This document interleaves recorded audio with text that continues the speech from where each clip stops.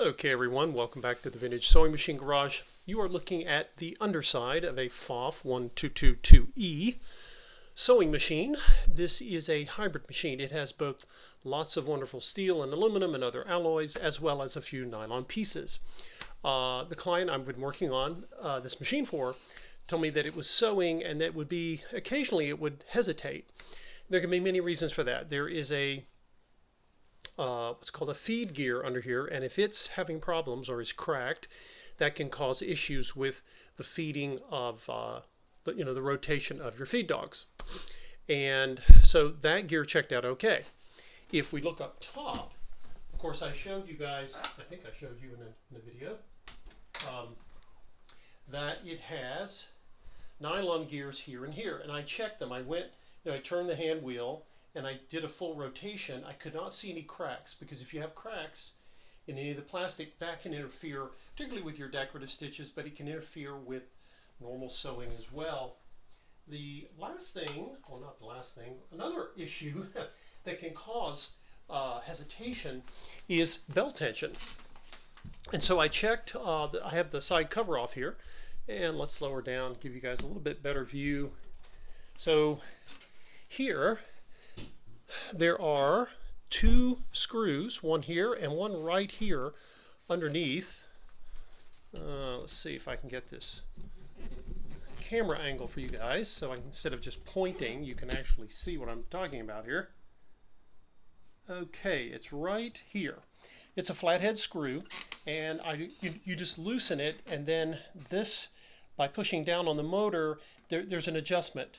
And so I adjusted it. Now you never want to over tighten belts, particularly for the Pfaff. So I only nudged it a bit, just a bit, and that also helped.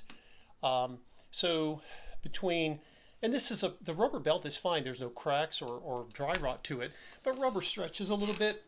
And over time, this machine has been used for quite a while, and over time it just had gotten a little stretched. So I added just a tad tension to it. Anyway, I held down on the motor housing and then tightened the screw back, and that was pretty simple. And again, I'm talking about the motor, the rubber cogged motor belt, not this lugged timing belt. That seemed fine. Now, one other thing that I discovered, and you guys, when you're looking at machines and they don't behave the way you want them to, you really have to kind of be like a detective and look all over the place, because a lot of times there are things that can happen to a machine you can't see. I'll give you an example. You're looking at, I've taken the bobbin case out here, and you can see the shuttle, right? The shuttle and hook, and I'm turning it this way for a reason, because, where's my little pointer? I noticed that there was a little bit of color. I took my flashlight and I shined it right in here, behind the shuttle and hook, right here, right? And of course, this is constantly rotating.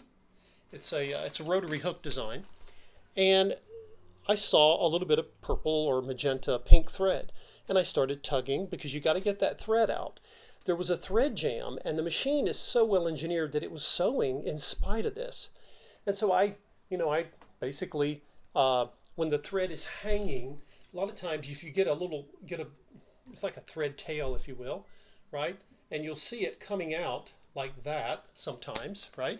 And I just took a small pair of pliers, and I started to gently, you can't pull too hard or you'll tear the thread, but I just tugged it, and then while tugging, I turned the hand wheel, wiggled it back and forth, and gradually pulled thread out. And then, in order to find more, I took my little crochet or crewing tool. People online tell me it's a different type of tool, and kept looking, and I kept seeing thread, and I kept pulling thread and pulling thread. And then finally I got down to my most narrow little tool here. It's a little pick tool, and kept pulling and pulling and pulling and going back with the flashlight. And guys, I pulled this out. Okay, this giant wad of thread was all bound up underneath, behind, on the shaft of the shuttle. Now, you couldn't see it if you're looking at it face on. The owner couldn't see this thread, and because the machine was still sewing, and not too terribly, it may not have occurred to them that they had thread in there.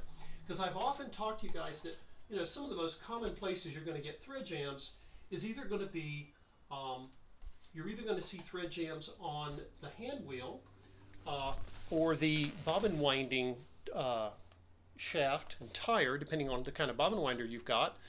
And then you also see it here, right, in the bobbin, shuttle, and hook area. And sometimes you might think, well, I shouldn't have a thread jam because the machine is sewing. But what was happening was there was so much of this. This stuff was all in here, and it was slowing it down. Now, whether that was causing the intermittent stopping, I don't know. So we kind of, sometimes you have a multi-pronged approach with this. And but anyway, I'm just going to put the base back on, put her back together, and we'll take a look and see how she runs. Anyway, stay tuned, and hopefully we'll be able to do a little demonstration video here hopefully shortly. Thanks for watching, folks.